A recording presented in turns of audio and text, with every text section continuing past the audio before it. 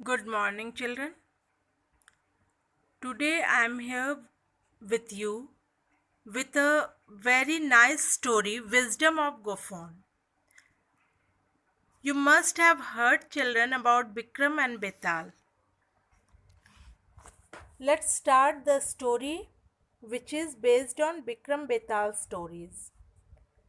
Once again, Bikram took Betal in his control and started one more journey towards the ascetic who waited for him on the river bank.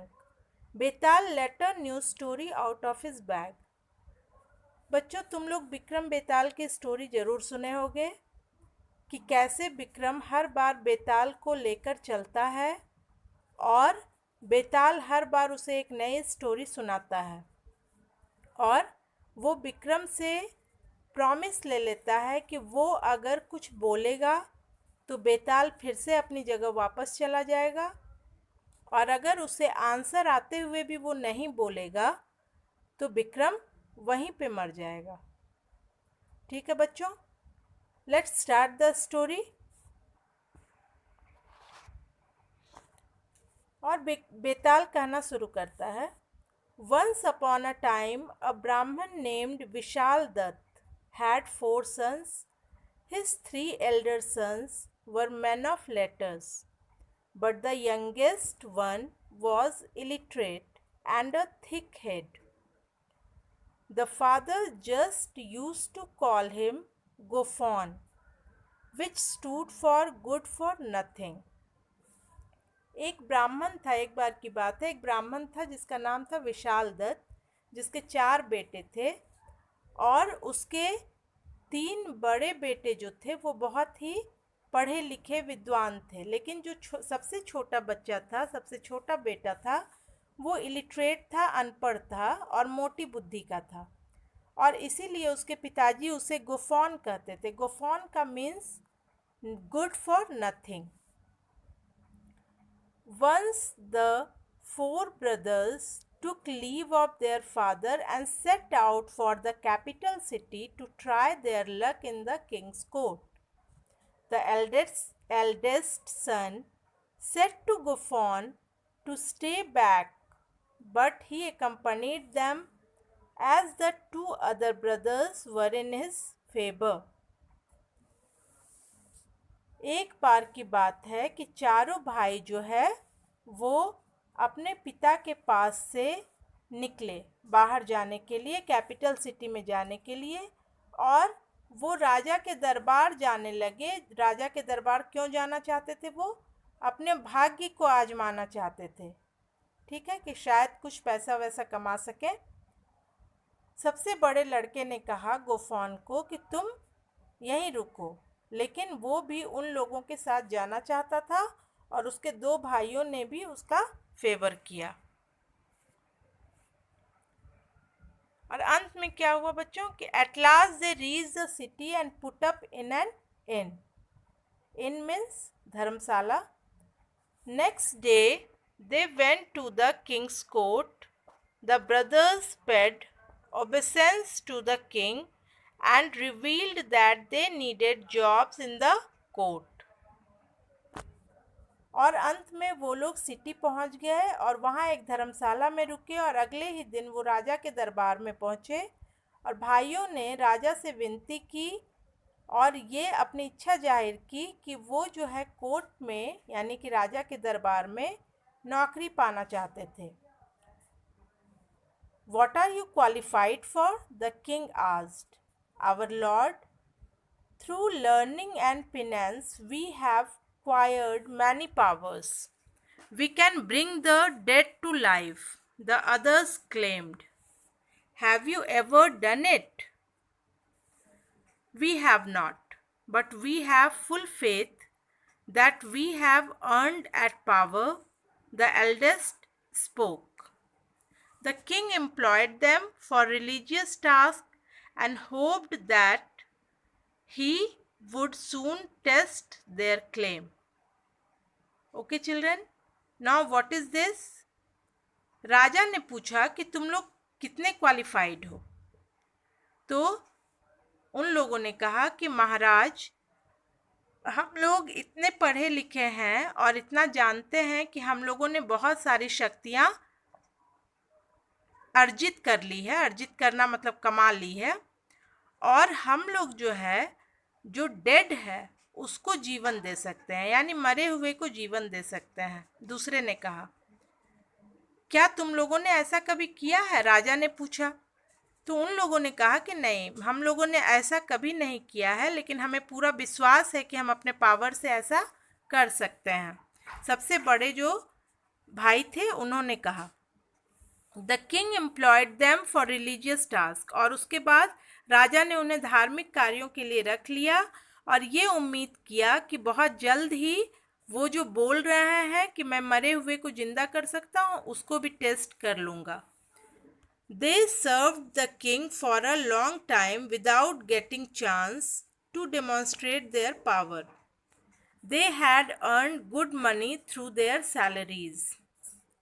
Now they wanted to meet their parents. The brothers requested the king to grant them leave for a period. The king agreed and said that he would call them when required. उन लोगों ने राजा की लंबे समय तक बहुत सेवा की। उन्हें कभी भी ऐसा चांस नहीं मिला कि उन लोगों ने जो अपना पावर बताया था कि हम मरे हुए को जिंदा कर सकते हैं, वो दिखाने का मौका मिले। उन लोगों ने वहाँ पे सैलरी के रूप में बहुत अच्छी मनी कमाई, बहुत अच्छा पैसा कमाया। अब वो लोग अपने माता पिता के पास जाना चाहते थे, तो भाइयों ने किंग से रिक्वेस्ट किया कि वो उन्हें कुछ समय के लिए छुट्टी दें ताकि वो अपने माता पिता से मिलने जा सकें। राजा राजी हो गया, यानी कि तैयार हो गया, और उसने उन्हें जाने दिया, लेकिन एक शर्त पर। राजा ने कहा कि जब भी उन्हें ज़रूरत होगी वो उन भाइयों को बुला लेंगे। The four happily set out for their home. While they were passing through a jungle, they saw carcass of a lion. Carcass means dead body of a lion. One brother said, "Let us bring this lion to life. We will know if we have really mastered the para power to do it." चारों खुशी खुशी घर जाने लगे। रास्ते में उन्हें जंगल में एक डेड लायन मिला, लायन का डेड बॉडी। और एक भाई ने कहा, चलो अपनी ताकत से हम लोग लायन को जिंदा कर दें और देखें कि हम लोग कितना जानते हैं। Others agreed with him. One brother put all the bones in the required position. Second brother add flesh and skin with his power. Third brother put life in the lion body. The lion rose up with a roar. The youngest गोफोन screamed, get up on the tree brothers. और उसके बाद क्या हुआ कि दूसरे भाई भी उससे राजी हो गए, मान गए कि हाँ ठीक है, चलो लायन को जिंदा किया जाए। एक भाई ने बोन्स लाया, लायन का इकट्ठा किया। दूसरे भाई ने उसकी फ्लैश और स्किन लाई, उसमें पावर फूका। और तीसरे ने लायन के डेड बॉडी में लाइफ दे दिया और उसे जिंदा कर दिया। लायन जो है एक बहुत तेज रोर के साथ, उसका जो आवाज़ होता है दहाड़ा। और सबसे छोटे भाई गोफोन ने क्या किया, चिल्लाना शुरू किया। चिल्लाया वो कि चलो चलो पेड़ पे चढ़ जाओ भाइयों, पेड़ पे चढ़ जाओ। All the brothers climbed the tree like monkeys. The lion waited under the tree hungrily. Now the brothers repented for bringing the lion to life. और अब भाई जो है सारे वो बंदर के तरह पेड़ पर चढ़ गए। लायन नीचे उनका इंतजार करने लगा क्योंकि लायन भूखा था। अब सारे भाई पछताने लगे कि उन्होंने डेड लायन को क्यों जीवन दिया, क्यों जिंदा किया। Meanwhile, the king's daughter had suddenly died. He sent soldiers to seek out the brothers as soon as possible to bring the princess back to life. The soldiers came and killed the lion. When the brother came down from the tree, the king's message was given to them, so they went back and really revived the princess to life, and it brings the joy to the king.